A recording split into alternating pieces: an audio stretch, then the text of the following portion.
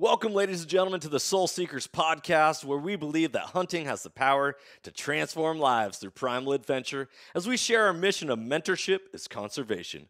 To learn more about everything we do, check out our show on Carbon TV or go to soulseekersnation.com. Freedom on, everybody, and stay soulful.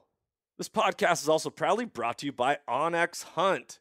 When I first got into hunting, I kept hearing all about public land and different access and how to find different locations to hunt. I was like, well, how are people even identifying all this stuff? Well, sure enough, I came across the #1 hunting GPS app, and that is Onyx Hunt. If you guys want to get better at hunting and go deeper into your scouting, Onyx Hunt is the #1 GPS app for that. Join the millions of hunters who trust Onyx Hunt to find more game, discover new access, and hunt smarter. It was a game changer for me, and I know it's going to be a game changer for you if you've never used it. If you have used it, you know the power that it holds. Guys, I really hope you enjoy this episode. If you want to know more about Onyx, go to onyxmaps.com/hunt and check out their app. Be blessed, freedom on, and stay soulful. All right, guys, if you're in the market for a new hunting rifle this coming year, look no further than a Kelbley's rifle. I've been rocking their Coda rifle for the last couple seasons, and I've had great success with it. It's an amazing shooter, and every time I put one of their rifles in somebody's hands, they're like, oh, I got to get one of these. Kelbley's holds over 92 world and national records that are either broken or set on one of their actions or rifles. So they really set a higher level of accuracy. If you want to know more about Kelbley's rifles, go to kelbley.com. That's KELBLY.com. Tell them Johnny Mack sent you with Soul Seekers, and go enjoy shooting that much more in this coming hunting season. Be blessed, everybody. Go check out Kelbley Rifles. Ladies and gentlemen, welcome back to another episode of the Soul Seekers podcast. I'm your host, Johnny Mack, and today I am joined by someone who has one of the most impactful relationships and personalities in the hunting industry. He works for Leupold Optics out of the state of Oregon, and it is my guest, Shawn Skipper. He is the industry relations manager for Leupold, and one heck of a guy, a cool hunter, someone who's down to earth, loves people, loves humans, and we're getting a chance to talk with them tonight. So without further ado, the man of the hour, Mr. Shawn Skipper. How you doing, brother? Pretty good, Johnny. Thank you for having me on. And I don't know who you've been talking to get these rave reviews, but I gotta call them and thank them, because those are the nicest things anyone's ever said, and I'm assuming they made them all up. Well, I spoke to your mother before this, and she, said, "Oh, he's a great guy."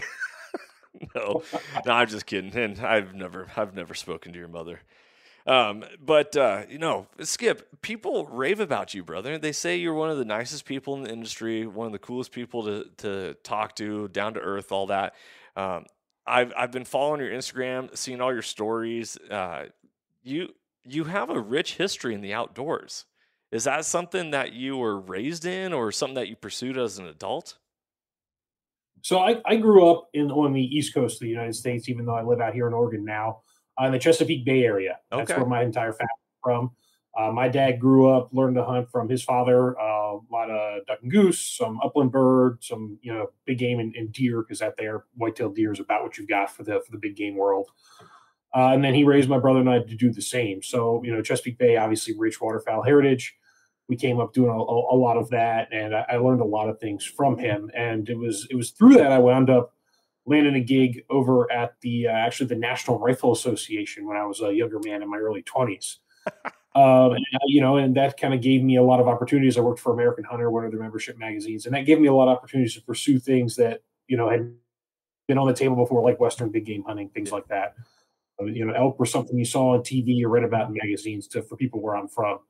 The first elk mount I ever actually brought back, my dad hung it up in his pole barn and would tell people that he killed it up to state park, and he saw 2 more with it, so they should probably get up there. As a little bit of a joke. Yeah. So that gave me a lot of opportunities to kind of further expand my reach and just things I've done and gained some new experiences. And that is ultimately also what led me to Leupold, where I have just been able to continue working in this outdoor field. And you say people call me nice and down to earth and fun to be around. And the way I look at it is it's hard not to be those things in this industry, because we are lucky few that get to work within our passion and get to work within something we love and do jobs every day. I go to work every day at Leupold, loving what I do, loving the people I work with, loving the people I get to interact with. So it makes it easy to be nice. If I were out digging ditches, I don't know how I'd be. Yeah, a little more grizzly, and you're like, oh, no, I totally Hey, get it. mad, absolute respect to the guys that dig ditches, but I feel like I might be a little bit grumpier if that's what I were doing for a living. So I Yeah, feel very, very blessed to be where I'm at. I've heard the saying that if you enjoy what you're doing or living your passion, then you never work a day in your life.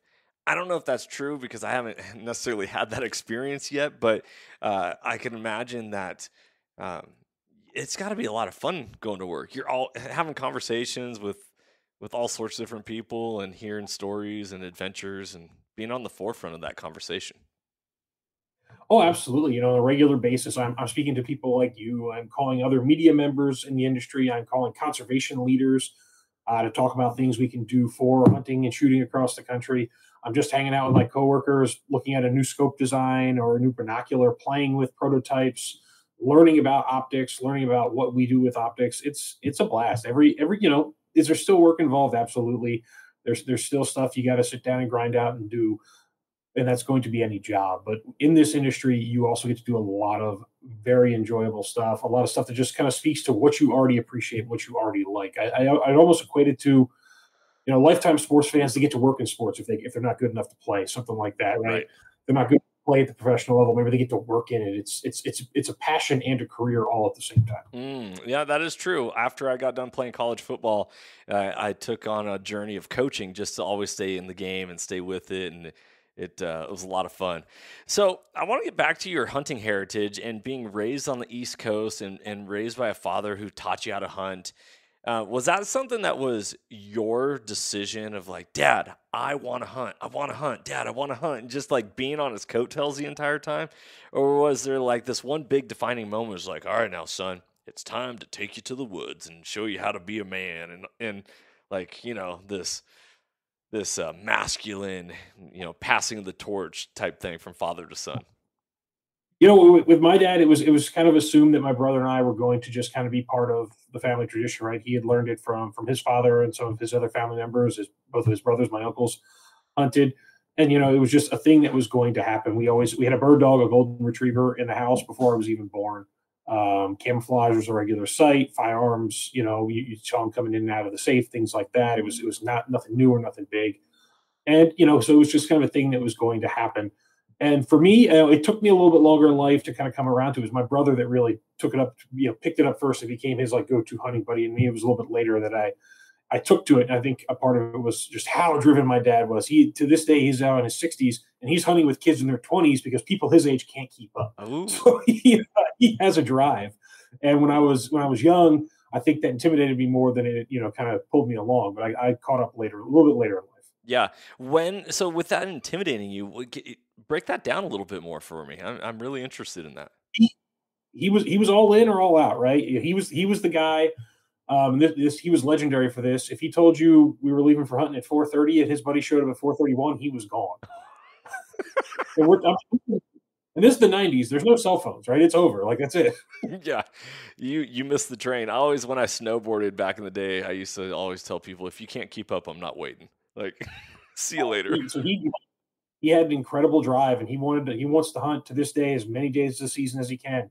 He drives to Manitoba, Canada, to hunt birds because they're not getting down to him soon enough.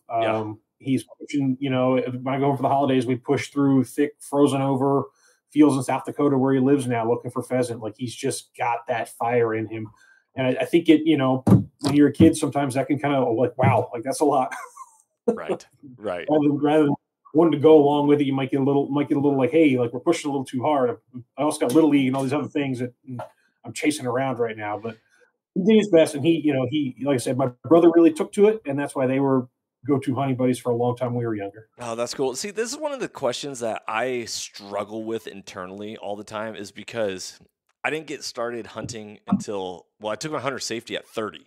So I'm 40 years old now. I've been a hunter for 10 years, but realistically, during that 10 years, I also have had 3 children. And so my oldest boy is 9, going to be 10 this coming December. And I have this very awkward juggling job that I do between me feeling like I still have things I want to accomplish hunting, but at the same time, knowing that I need to make sure I encourage my children to participate and show them a good time so that they also want to continue on and be a part of the conservation story and a part of hunting and that legacy. Do you have any kids? I do not. I'm single, no kids myself. Same with my brother. So that's part of what allows me to pursue a lot of things I do now. You know, embrace so much of the opportunity I'm offered at Leupold is I do not have things like that I have to worry about or focus any attention on. So it's kind of been a personal life choice so far. That's just where I'm at. Dude, I love it. I love it. And being an adult and having the reflection back to being a kid, do you wish your dad would have had a little more kid gloves with you when it comes to the hunting experiences, or did you appreciate this and how he was now as an adult looking back and be like, okay, he really showed me a lot and taught me and held a hard line? No, I understand what he was doing, and I appreciate that. That's just how he looks at hunting. He's like, you're going to be in or out. You know, you're going to embrace it and pay it both the mind and the respect it deserves, or you're not. And like I said, it took off with my brother, so I was able to get a little bit slower start, and that was okay. That he was being himself, and I love how passionate. I look back and I admire his passion and his drive. Like especially, then he was 30, so he was still in the prime of life. Now, like in his 60s, he's still got it. And he goes far beyond what his body is really trying to allow him to do. I have to stop him sometimes. More than once, I've had to be like, "Hey, make sure you're drinking water." And he's like, "I had a coffee," and I was like, "No, that's not how that works. Like, you have to have water." I love it. I love it. What was like a defining moment in your hunting career where you're like, I love this. I want to do this all the time. This is something I can't get enough of. It was when I got a little bit older and was just kind of really able to start seeing more of what was out there and just kind of really embracing the camaraderie, right? Almost as I matured and became more of an adult, you really kind of started to see the things that were beyond just the kill or just the hunt or that moment of excitement that a hunt can bring. And it's the camaraderie and the hanging out with your buddies or your family or whoever you're with, like the whole package. Is that's when I was really like, wow, this is the lifestyle that my dad was always excited about. Yeah, yeah. What age were you when you think that kicked Honestly, in? it took me until like late teens, early 20s to get to that point. I'd always been around it and done it, but to really be like, wow. Yeah, were you at that time in life searching for community in your own right, or what do you think was, because that's one of the things, my mission statement of mentorship is conservation is talking about how hunting has the power to transform lives through primal adventure. We as hunters get to experience all this, but we also, in order to make sure it lasts for generations to come, need to be able to tell the stories impacted our lives so grand that it just moves mountains and makes us be like, you got to hunt. It's the best thing in the world. You got to experience it. Yeah, it is. I don't know. I don't know what I was looking for at the time that everything seemed to click.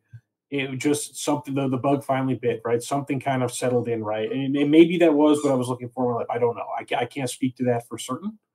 It just, one day it was like, yeah, this is something I want to make a huge part of my life. I'm finally there. And it was funny, around the same time, my brother started drifting the other way, and he doesn't hunt a lot at all anymore. Really? Yeah. Interesting. And that's just, everyone's path is different, right? And everyone's life has different ups, downs, challenges, developments. Just as you grow and mature and take on new responsibilities and new wants and needs. And my brother would still go hunting. He has nothing against it, but it's no longer part of his day-to-day life. Yeah, that's fascinating. I always am intrigued as to why people step away from something that is so impactful.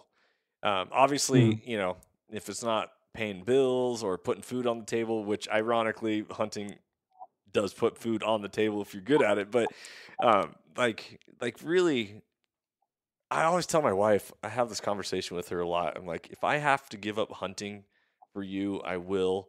I don't want to, so let's make sure it doesn't come to that. Like, let's make sure we take care of our relationship and nurture it. Now, to put that in perspective for you, Johnny, I've been told since I was a young man, don't get married or have any kids in the fall because that's hunting season and I might not make it. That's what my dad would tell us. You know what's funny is I wrote a book. I'm in the middle of editing it and I'm gonna release it at some point. I've been talking about this book for the last couple of years, but it hasn't been a priority until recently. So I was going back through and I'm reading what I wrote, and I have a section where I talk about some advice that I was given when I was a brand new hunter, and it was to make sure you never get married in the fall and never have kids land in the fall, because you're always going to be torn, or people are always going to get disappointed or hurt when you have to choose one thing over the other. Yeah, no, and my dad was pretty honest with us. And neither my brother or I have gotten married, so he hasn't had to make that choice. Yeah, we'll see. I do have a younger sister. If she were to get married, I feel like he'd get soft, and it wouldn't matter when it was. Yeah. I love it. Yeah, advice for all you. Yeah, right. A little advice for all you listeners out there: if you are not having kids or not married yet, make sure to put that on the forefront. So when I got married to my wife, I was supposed to be a head football coach. Like that was the plan. I wasn't a hunter, but I was gonna be always dedicated to football in the fall. And the wife, I told her, before we were engaged or married, it's like, hey, I want to get married to you with this being known that you're going to be a football widow come fall time. And are you okay with that? Because if you're not, like, let it be known now that all cards are on the table. And she's like, yeah, I'm totally down. Well, I traded that out for hunting, and then that's been a whole another bag of treats. It's really exciting. Wrong with that. Look, if you want kind of a little bit of a fun story and just a coincidental fact about my brother and I, after all the claims, my dad made, don't get married in the fall, don't have kids that are born that. I'm born in November. My brother's born in December. Now, if you run the math back, it's maybe coincidentally, maybe not, about 9-10 months after all bird seasons end for the year. So I don't know. He finally came home and was like, that's time to. Yeah. Yeah. It's funny how it works out that way. Oh, I love that. That's beautiful. That's beautiful. So, brother, I was perusing your Instagram account, which you have just a fascinating array of hunting adventures that you've displayed on social media, from black bear to elk to deer to animals that aren't even on this continent and all that. When did you start hunting, like, beyond just you were raised on the East Coast, so maybe it was public land or maybe it was a deer lease or whatever. When did you really start broadening your horizons to be like, okay, I want to start knocking this hunt off my list, or I want to start chasing this animal, or having these types of experiences that the average day-to-day, I go to the same location year after year. This is a stump I sit on, and this is the draw that I watch. When did that kick in for you? So when I was in my mid-20s, is like I said, when I took the job at the National Rifle Association, that had me living in Virginia after growing up in Maryland and Delaware. While I was there, I was in the outdoor industry, an outdoor media member, and would occasionally be presented opportunities by other companies in the industry and things like that to get out on trips, field test gear, things like that. And that's what originally started pushing me west, gave me some opportunities to hunt my first elk, hunt my first black bear, hunt things like that, mule deer.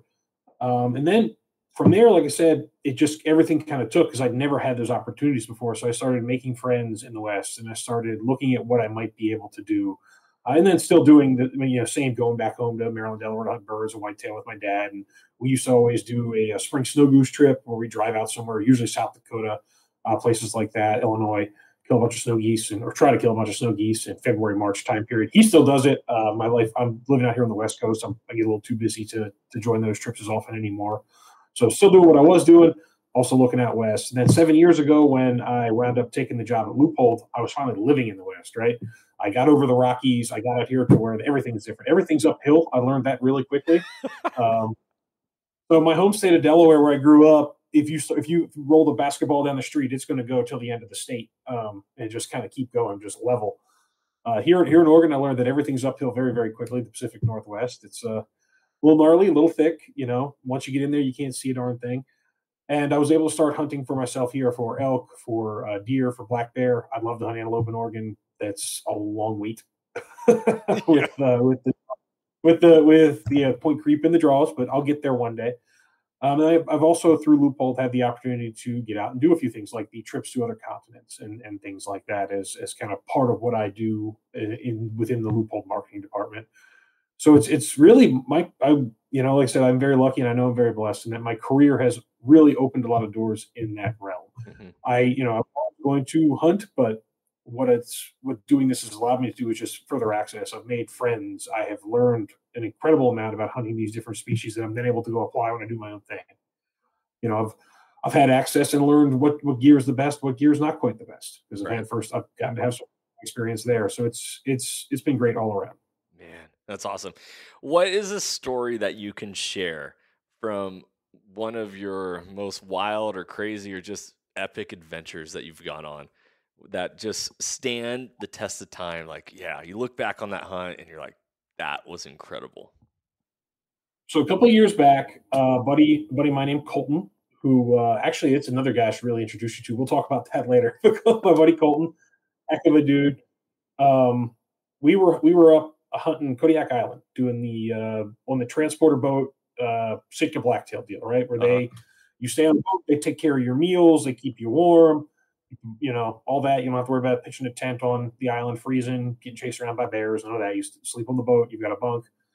But they are not guides, right? First thing in the morning, and we were up there so late in the year that first light was about 9:30. So you could even sleep there.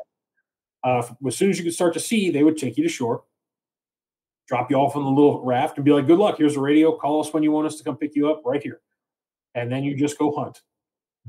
And it can be easy. It can be hard. It can be a lot of things. It all depends on the weather and what the deer are doing that year on Kodiak Island. Yeah. We had an interesting combination of factors. So the finding deer was easy, but only because first it snowed and then it was 20 below. So the deer had to come. They had to come down from up high. They had to come to water. They had to find something to eat. So you could actually set up, if you got up to the right ridge, you could look and just see these gray dots moving everywhere because the deer had to move. They had no choice. Which made the hunt a little more attainable. When you hunt them in October, November, there's no snow on the ground, no weather yet. I've heard guys hunt for 4, 5, 6 days, never see a decent buck. Yeah, we were dealing with them all the time. The problem was that you were losing the feeling in your extremities every few minutes. So all bundled up, stomping around, but not too bundled up because you do have to hike, so you don't want to work up a sweat and then sit there and freeze in it. And Colton and I and his dad, Gary, we got on a buck the second day of the hunt that was bedded down on a ridge. And we go up from 700-800 yards away and have to work our way through the snow to obviously close that distance. And we get it down to probably about 250. And we're looking, he's still bedded down. So Colton and I go to get in a position to try to shoot him. Colton spot, and I'm going to shoot. And Gary stayed back to just kind of give us a whistle if he saw the buck get up.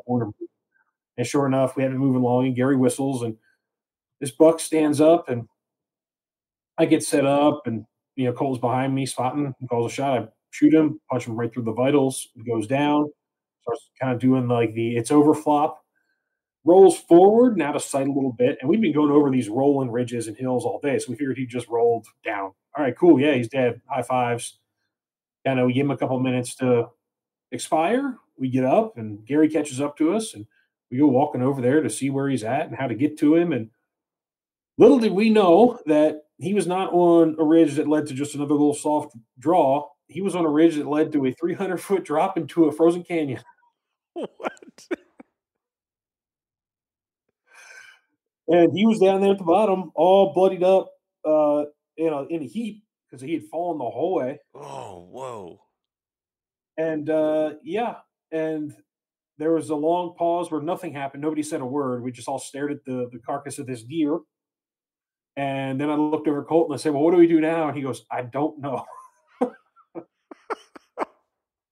And what ensued from there wound up being a almost 6-hour recovery. Obviously, we could not just go straight down. It was a canyon. We followed our death. Yep. We got on X and we were looking at options. We couldn't quite tell in some cases if we were going if approaches would be passable. But finally, we worked out a path where we had to kind of go back. We had to go further onto the island, go up and over to the other side in a place where we're safe to cross, and then come all the way down, drop down to the riverbed that this deer was now laying in, this frozen river or creek, and walk along the creek until he get to this box canyon. And it took us, all told, between the snow and just the terrain and the conditions, first to get to the deer and then to get him cut up and get him back to the coast where you get picked up, almost 6 hours. Wow.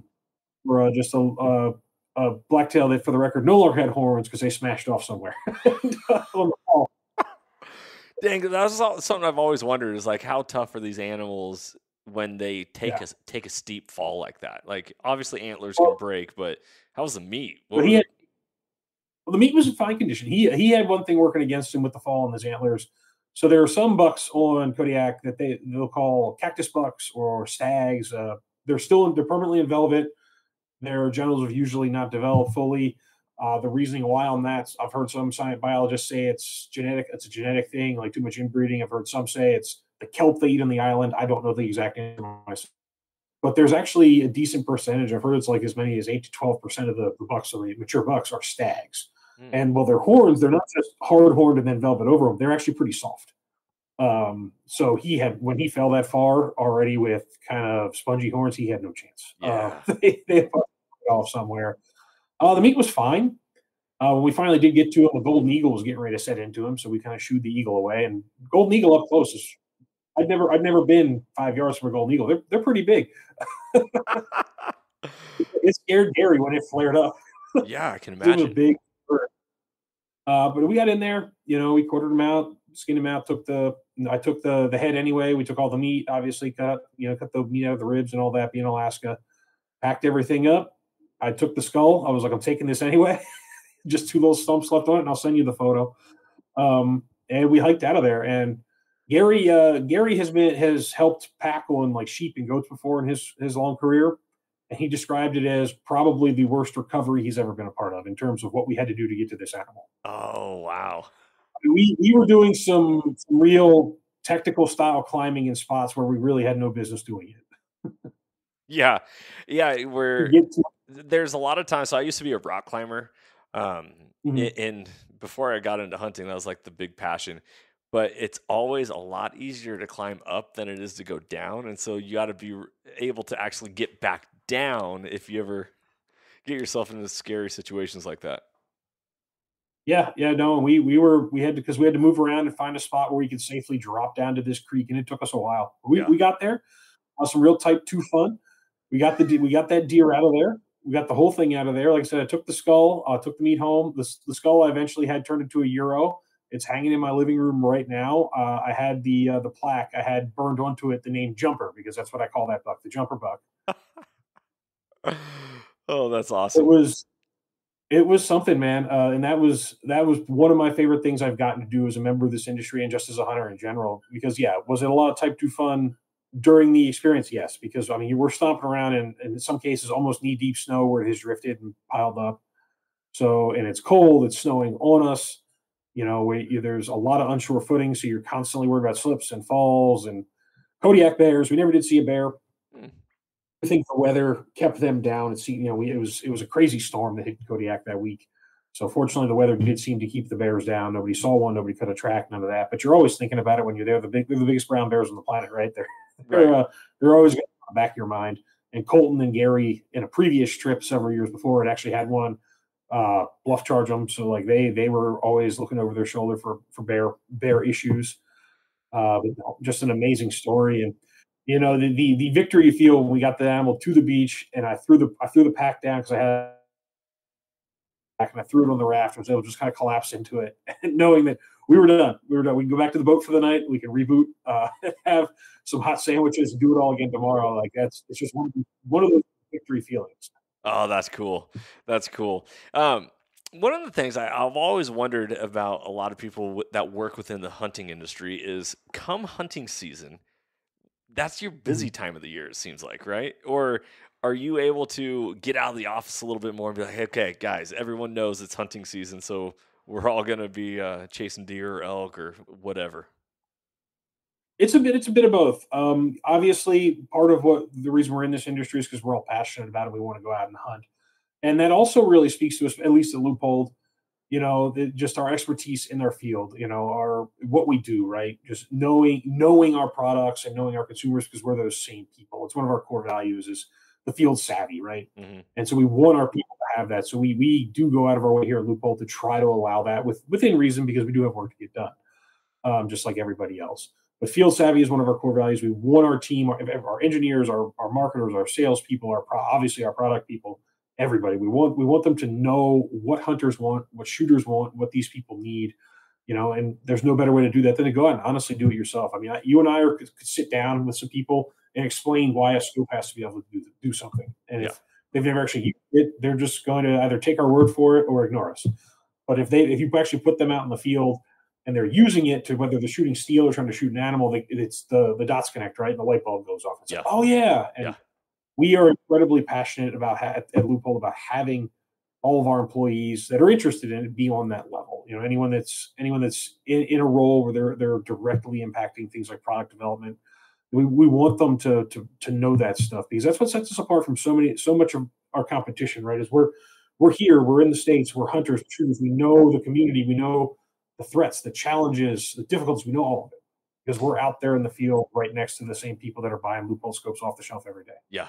It's really fascinating when it comes to the hunting industry, hunting conservation and all that and the political role of that because I've given a couple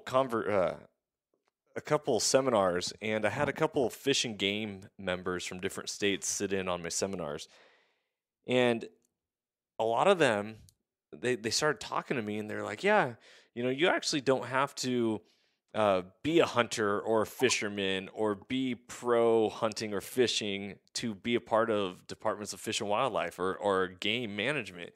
And it blew me Mhm. away. I was like, okay, well, like I'll use the term the left. The left likes to make very biased statements towards the hunting group. And yeah, it's like, well, you don't have an experience in that. You're writing an article, whether it be like, for example, in the state of Washington, someone's writing an article on wolves who doesn't hunt and doesn't understand the concept of wolves and the relations, but they're writing it from their own viewpoint. And that is one of the biggest things. I love that you hit this, is because perspectives come with experiences. Everyone has opinion, but very few people will develop that perspective, which comes from actually experiencing something firsthand and be like, okay, I know it because I lived it and now I can speak about it. Mhm. Oh, absolutely. And I'm not gonna use names here or dox anyone, but I have a friend, a good personal friend, not in the industry, a friend I grew up with, and he'll never hear this podcast, so I'm okay telling this story as long as I don't use a name. Um, so his wife, who's a good friend of mine as well, is very passionate about wildlife conservation or preservation is really the more Preservation. appropriate term. Yes. Yeah. And which is okay. I don't, you're allowed to care about wildlife. But they were in Arizona visiting family once a couple of years ago, and I got a text. And this is a person very outspoken about what we should or shouldn't be doing with certain animals in the country. Hmm. It was a cow elk, and the question was, "What is this animal?" And I'm like, "It's an elk." You don't even know what that is, and you're making some really big assumptions and claims about how we should be managing things like wolves. Right. Yeah. You It's text me, "What's this animal?" Well, and I just want to bring this up because it's so poignant right now in Colorado. Proposition 127 is ballot box biology. Here they are, people who are tugging on the heartstrings of people rather than knowing the data, the science, the actual information about the cat hunting. And then if the anti-hunters can win this, it is a domino effect across the nation about ballot box biology. It's really fascinating. Ironically, at the same time, the state of Colorado, who just got done rounding up all these wolves that were attacking all the cattle and having issues with the ranchers. They just said that they're going to be importing a whole new pack from British Columbia now because they didn't learn their lesson. Maybe the second go around, the second pack of wolves will really understand and stay away from the cows. It's fascinating. No, yeah, and that is why we are so passionate at Leupold, and we are very honest when we tell people that no optics company does more for conservation than us, and that's why we work so closely with Rocky Mountain Elk Foundation, Mule Deer Foundation, the Sportsman's Alliance, groups like that to stay on those issues. They've got the expertise, they have got the biologists, and in some cases, especially the Sportsman's Alliance, they've got the lawyers, and that's why we work with groups like that to monitor those situations and really fight on behalf of our consumers, our employees, our team members. Like I said, everyone at Leupold cares deeply about hunting and shooting, and so that's why we work with groups like that to fight for us. And here in the state, in Oregon, as we know, so occasionally challenges do come up to hunting and shooting. We work with Oregon Hunters Association, OHA. They're fantastic. They're in the state houses, places like that, and it's why we have, for as long as we have been around, been very, very closely tied to the conservation community. Yeah, absolutely. Absolutely. Well, let's shift gears here for a second. Let's talk a little bit about optics. In Leupold, you guys just came out with a pretty cool lineup of Mark IV HD scopes. You've released a rangefinder that integrates with Onyx now, and I actually just did an Instagram live yesterday with Dylan Dowson of Onyx, and we were talking about the rangefinder being able to range something, have it go directly into the mapping software and put in a waypoint. What's on the horizon? What products do you want to highlight and talk about? And I'll turn it over to you right here. Perfect. Well, let's start with those first two that you named. And by the way, you got me telling stories, and I did miss a joke I wanted to make. You were talking about fall being the busy season at Leupold, and I was going to say, yeah, sometimes guys like people like this guy, Johnny Mack, will hit me up with an email like, hey, man, I got a new rifle. I really need a scope. Like that happens sometimes. It's hunting season, and I forgot because September snuck up with me somehow, even though it's in the same spot on the calendar every single year. Oh, that's cold, man. That's cold. Yeah, no, totally appreciative. Got to get those optics. Well, I wrote an article, a gear review article on that Mark IV, and I dropped a couple lines in there where I've referenced Tommy Boy, where you could slap a warranty on a box of crap and mark it guaranteed, but it doesn't mean anything. I love it that Leupold's warranty is the one that you'll never have to use. Oh yeah, no, and that's obviously been a staple of the company since the very beginning. Frederick Leupold, one of his core values, one of his statements that's actually painted on the wall of our cafeteria is the customer's entitled to a square deal. And we have stood by that for as long as we've been around. We invented the full lifetime guarantee or full lifetime warranty in the optics field, and we always back that up. If I walk down to parts and repair, product services, like you will occasionally see scopes that are far older than you or I, that they're not even being repaired. Someone has sent them in. Hey, can you just clean this up for me a little bit? Something like that, and they're afraid to even do that. They would just like our techs to do it, and we will. And these are products that are going to, if treated properly, they're going to outlive me. They're going to outlive you. They're going to outlive everybody. They're meant to perform for life, and they're going to do that.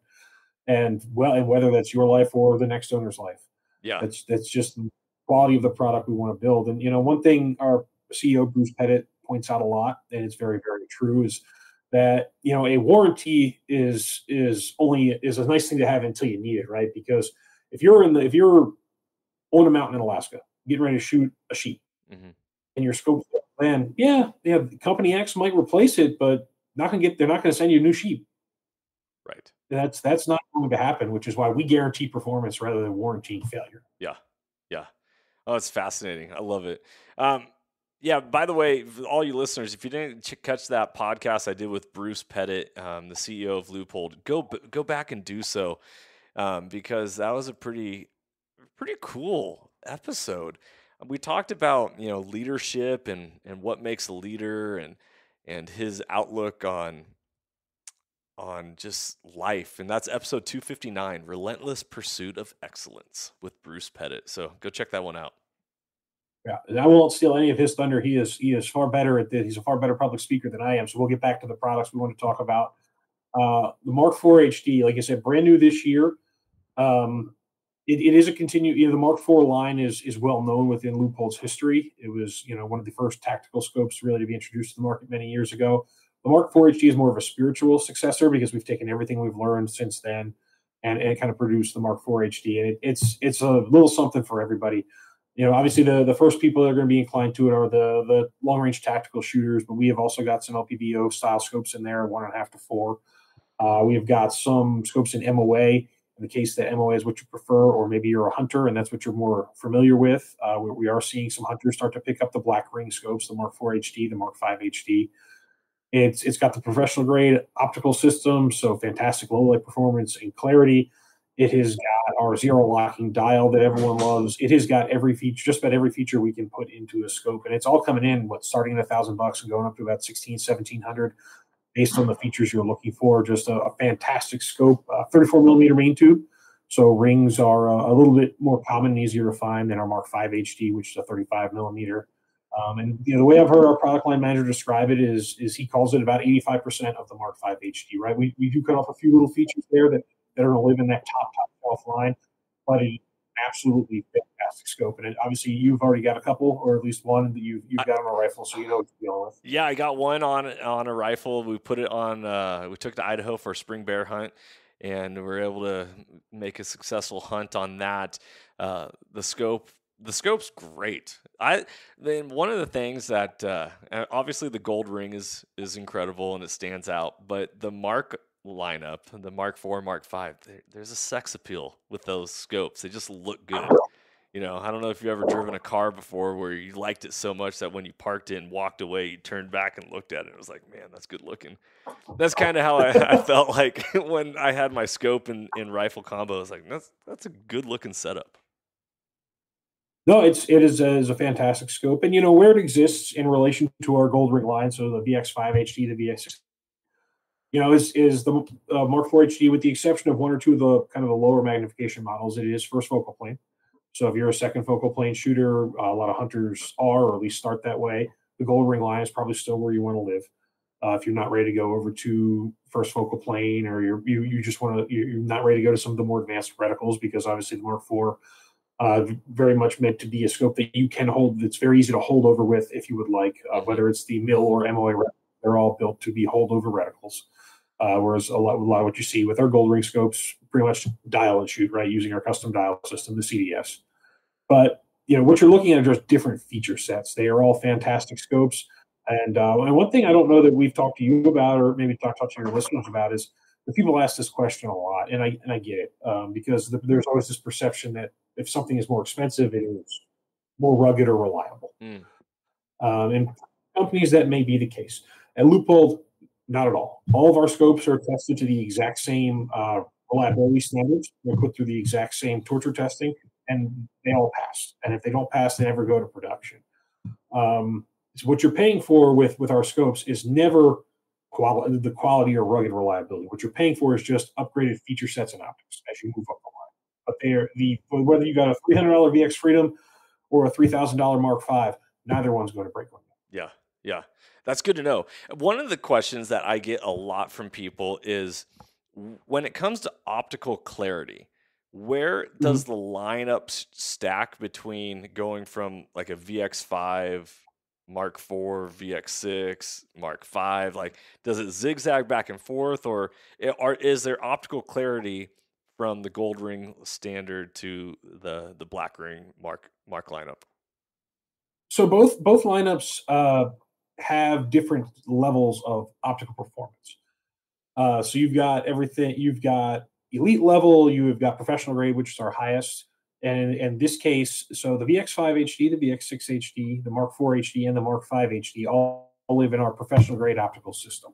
So the optical clarity and performance is going to be the same. Now, there are little things, of course, that might impact your perception of that, things like that. So if objective lens size and things like that will change field of view and things like that, and might give the perception that the optical clarity is different, but it is not. They're getting the same system, the same treatment. As you get into some of our lower level price lines, whether it's the Mark III HD or the VX3 HD or the VX Freedom, you will change to different optical systems. So all that higher end stuff is on the same level. Interesting. That's good to know. So my first Leupold scope that I had was a VX3i, 3.5 to 10 by 42. Like just your standard first rifle scope. I really loved it. I thought for bang for the buck price wise, it was phenomenal. I have it on an AR that I was, because when I got into hunting, I actually was a coyote hunter. Like that was the thing that I coach football in the fall, boys and girls basketball, track in the springtime. It's like, well, coyotes is open year round. I'll use my AR and let's get after it. That scope, the VX3i is no longer a part of what you guys offer, but you still offer, is it a VX3 or is it a Mark III? So we have both a VX3 HD and a Mark III HD, just two different scope families. One obviously in the Mark line, the black ring, different reticle options, so a few different features. The VX3 HD itself is more the spiritual successor to your VX3i, and before that the VX3, and before that the Very X3. And if you can't keep up the naming conventions, don't worry, there's more coming. But that Very X3 or VX3 line is actually incredible, because that design, and it has been obviously been upgraded over the years. We've learned a lot since it was originally launched, but it has been around since the 70s. You're talking about a 50-year-old rifle scope family. It has been upgraded. The optics have been improved. The finishes have been improved. A lot has been adjusted and played with over the years. But the essential, the basic design has been around for 50 years, and it is still one of the most popular scopes in the country. And there's a reason for that. It's because it's reliable. It's because it performs. It's because people trust it, and it's just a fantastic optic. And you can still get into VX3 HDs, $500 on the shelf, depending on what you're looking for in terms of magnification. Yeah, I think I got mine. And that's assembled right here in the United States. Nobody else can touch that. I do love that. I am a huge proponent of America first and keeping it that way. So anything that is putting jobs in and helping out American families is a big thing, and something that needs to be promoted more across every industry. Yeah, no, it is funny. I have friends who are not coworkers or industry members, just buddies around here, and they'll call me sometimes like, "Hey, I saw him wearing a bunch of Leupold stuff at the baseball game. Does he work with you guys?" I'm like, "I don't know. There are 750 of us, man. Like, I'm going to need more details." I'm going to need more details. Like, yeah, I don't know everybody first, last name, and their blood type. Like, you gotta give me a little, gotta give me a little something here. Like, take a picture. Right. Ain't that the truth? Okay, so the Mark IV, awesome. I see the price point. Like there was a need for that within the first focal plane lineup of your optics. What other things that came out this year that you think really need to be highlighted? So you touched on the 1000 with the pinning feature, and that has been fantastic. And I've had an opportunity to play with it myself too, and I know you have. So the rangefinder game is very competitive right now. There are a lot of companies putting out some very interesting tech, but nobody has even touched what we are capable of doing with the RX 5000. And pinning is really where it lives. Yes, it's a unit that can range 5,000 yards in long range mode, and that is unbelievable. And yes, we have absolutely the fastest range-finding engine in the industry. But the pinning is what I think has really wowed some folks. I know it's wowed you as well. So to describe to the listeners kind of the short version of what it'll do is, if you sync with the RX 5000, you're going to be invited to download the Leupold Control app on your phone. No cost for the app. You just got to download it in the store, and that's Apple or Android. And then it's when you turn on your rangefinder, configure the two, connects your rangefinder to your phone via Bluetooth, and you can choose whatever you'd like. Onyx, our partners at Onyx, obviously what I would say probably the best mapping service to use with the RX 5000 right now, because obviously it's designed for hunters. But if you don't have Onyx, don't want to get Onyx, Apple Maps, Google Maps, they will also work with your app. You can connect to those. Interesting. Yeah, if you were just steadfast not going to get Onyx, hey, for whatever personal choices, that's fine. You can use Apple or Google. I just want to throw Onyx is one of my sponsors here at Soul Seeker. So like, if you don't have an Onyx subscription, reach out to me. Let's get you hooked up with that. Oh yeah, no, I mean, and like I said, Onyx is by hunters. It's absolutely what you should be using with this thing. But hey, I'm not going to go to anybody's house and shake them down until they download Onyx. So, but you pick the mapping service you'd like to use over the three, and you get out in the field. You get your RX-5000 calibrated. You can, let's say you're looking into across a draw into a clear cut.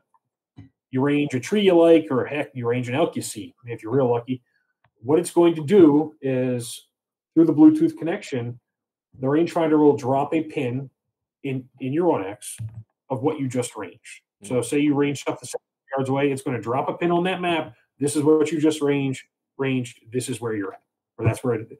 And then you can use it however you would like or however you need to. We have heard stories of guys using it to range their critter after they've shot it and they want to go recover it. Because obviously, as you know, especially up in deep timber country, once you walk 300 yards, everything looks real different. Yep.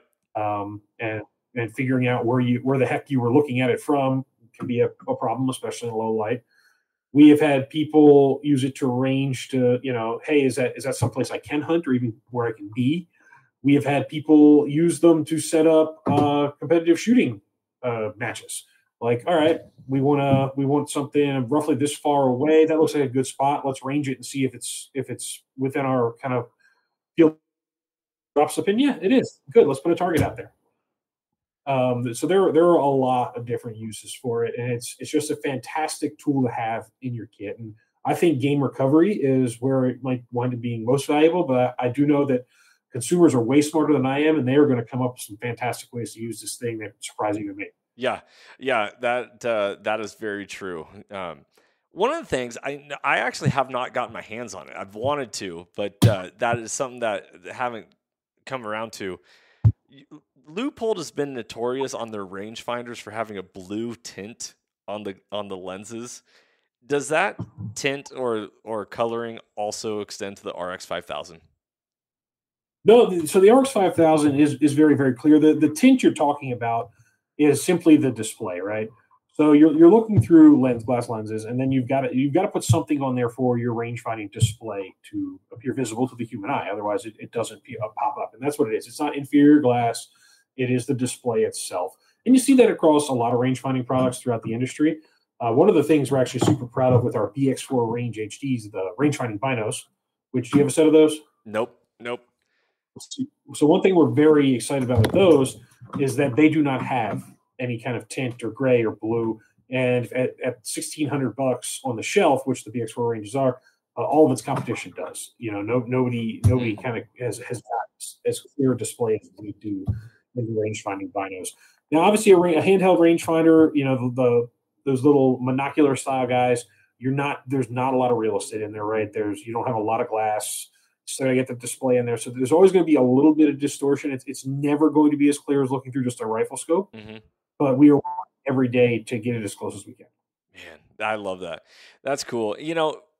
It's inspiring to talk to somebody who really knows their knowledge and holds it down and can talk about it as a user, right? Like that's one of the hardest things I've faced when talking with partner companies or sponsors or just like gear in general. Is like, I'm a consumer. I'm not just somebody who can market something. Yes, I drive a bus and you can advertise on the side of my bus, but that doesn't mean I still don't also want the best that I can buy for myself. I truly believe in buy once, cry once. I don't want to have to repurchase the same thing over and over and over because I'm constantly unhappy or let down, or it's not meeting some sort of standard in which I have. Like, I work hard for my money. My money's valuable. I want to buy once.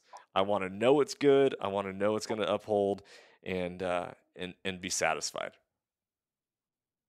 Oh, absolutely.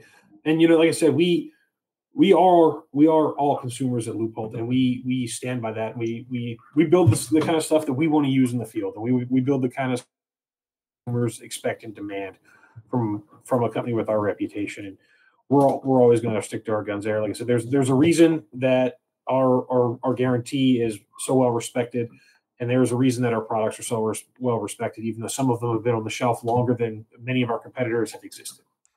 I do like that. I appreciate that. I think that's cool.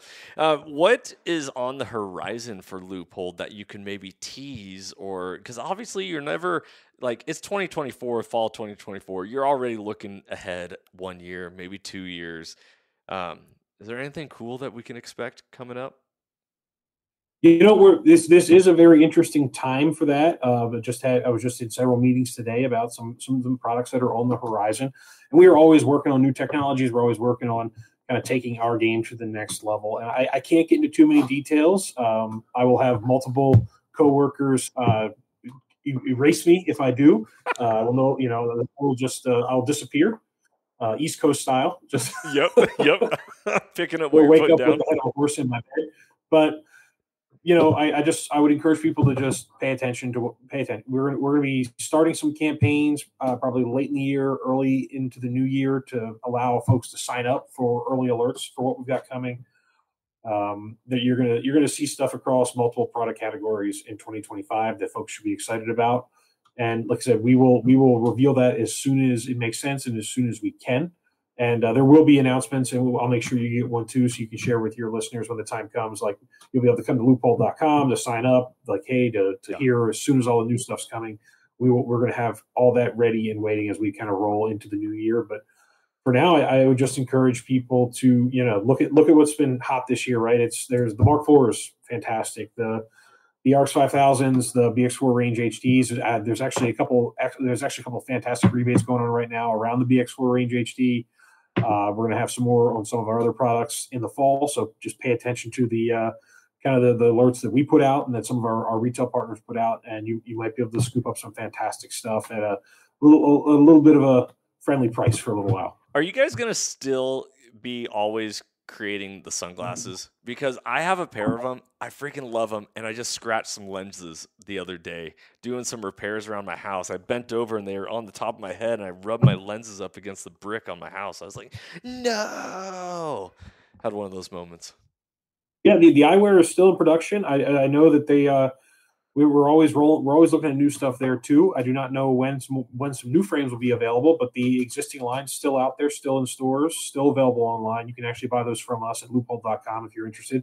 I'll obviously get you taken care of. We do have a few extra lenses laying around. Usually, I can probably set you up with that. I'm at a huge disadvantage there, being a glasses wearer. Obviously, your listeners can't see that I wear eyeglasses. So I had a very early set made with my prescription lenses, and I've worn them for several years. But after about 4 trips to Alaska, they're pretty scratched up, and it's just I can't just pop any new lenses in there. Like I gotta go to the optometrist and drop a decent chunk of change to replace my lenses. Oh, that's brutal, but well needed. Yeah. Hey, here's a question for you, and I know I'd imagine the listeners want to hear this. As someone who works at an optics company, and you're a hunter, what optics do you carry? What are the lines that you put on your guns, the binos that you wear in your harness? Or is it you just kind of go with what you feel at the time? I've obviously used just about everything in the line, one place or another, whether it's in the field for myself or at a shooting event at our Madras, our Eastern Oregon shooting facility we have. So I've seen and gotten to use all of it. My go-to hunting rifle, I've got a 300 PRC in the safe that has a VX5 HD 3-15 on it with the Winplex reticle. I love the Winplex reticle for the Gold Ring line because we obviously run the custom dial system, the CDS.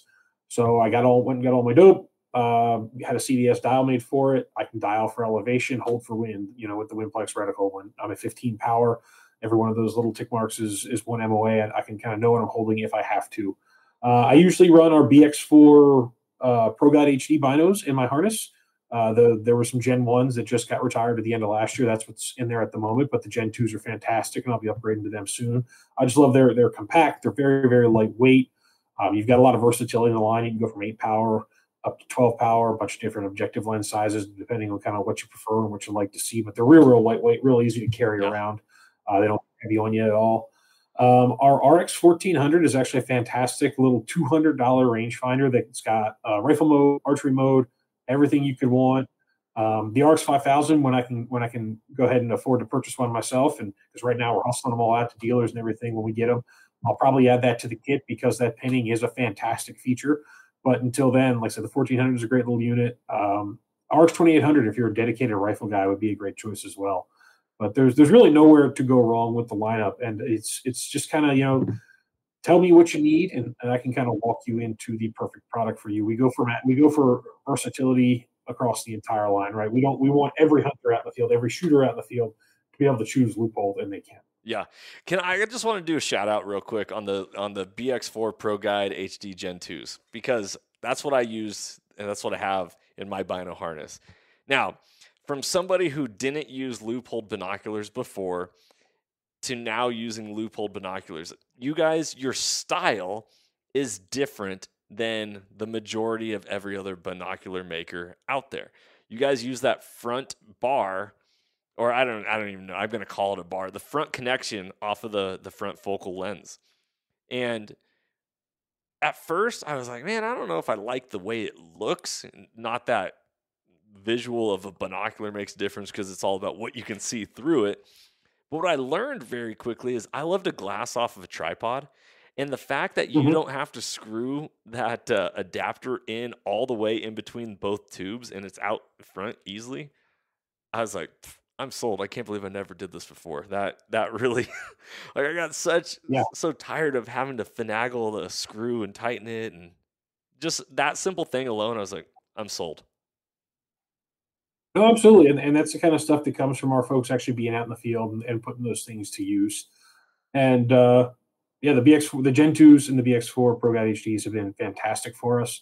The Zach Bird, our product line manager for our observation, one of the best hunters I know out here in the Pacific Northwest, a true outdoorsman, just helped one of our coworkers who's another lifetime East Coaster kill his first elk the other day. So he is all about it. He lives out in the woods come fall. Oh, man, that is awesome. Okay, one of the questions I want to wrap up this podcast with, because we could spend a lot of time talking and I want to honor you and all that, is what has hunting done for you? What has it done to impact your life and help you be where you are today and be the person you are today? I'd say there are several things I could really rattle off there, but I don't want to go on for 2 more hours here. So I'll stick to the first 2 that came to mind. One is, and we talked about it a bit already, is the sense of the community it creates, right? Mm-hmm. I have met most of my closest friends, most of the people in my life that are most important to me through hunting one way or the other, whether it was people I grew up with or people in my dad's friend group or people that I've gotten to hunt with as an adult. Both on my own and within the industry. It has created incredible bonds with those people, because at least for me, there's not much more. There's nothing kind of more special you can do with friends that go out and experience the outdoors and be in a hunt like that. And my buddy Colton and I are incredibly close friends. That was actually the first time we met, was when we hunted the jumper buck on Kodiak Island, and now we are incredibly close, because after an experience like that, you're just like, yeah, we're just best friends now, right? Yeah. We're boys. Yeah, you want to do karate in the garage? Like, come on now. And so it's just created an incredible community that I'm very, very grateful for. And then the second half of it is, it has allowed me to see and experience so much with nature, with wildlife, that I don't think a lot of people get to anymore. There are certainly some really awesome people out there that don't hunt or fish or do any of that, but they like to climb mountains and hike and all, and they get to experience that. But there's also just a growing majority of folks that are getting no exposure to the amazing things you can see out there, and hunting has helped kind of expose me to levels I've seen, the different places I have been, the different experiences I have had with nature that I would not have had otherwise, because I do fall into that class of folks. It's like, wait, we're hiking up to the top of the mountain just to like look at stuff? Like, nah. Right. Like, no, I'm all right. Wait, just for the views? Are you kidding me? What? Where's the cameras? Right? Yeah. We'll Google the views. I love it. Well, brother, thank you so much for your time, your energy, and your dedication to inspiring people and making sure that they have the best time afield as possible. What type of adventures do you have going on this coming fall? Here in a couple of weeks, I'm going to host as a hunt. I always host. I don't hunt myself. Couple friends for Columbia whitetail deer. So that's actually you being up here, you've probably seen them before. Yeah, a very protected species of whitetail deer that is native to the Pacific Northwest. Washington and Oregon are about the only 2 places that have them, and Roseburg, Oregon is about the only place you can legally hunt them. and I happen to have access to 2 tags for them. So I always bring folks out and show them something rare and special. These little tiny whitetail that are native to this region, and they're just kind of here. You'll find them popping up amongst the blacktail, and you're like, that's a little white-tailed deer, and you're surprised the first couple times it happens anyway. That's cool. What are you doing here? So I play camp cook and host on that one here in a few weeks. I am going to hunt a bison in Wyoming at the end of October. So looking forward to that. Making a lot of meat. I'm going to need a lot of friends with chest freezers on that one if I'm successful. So we'll see how it goes. Yeah, right. I can only imagine how much meat.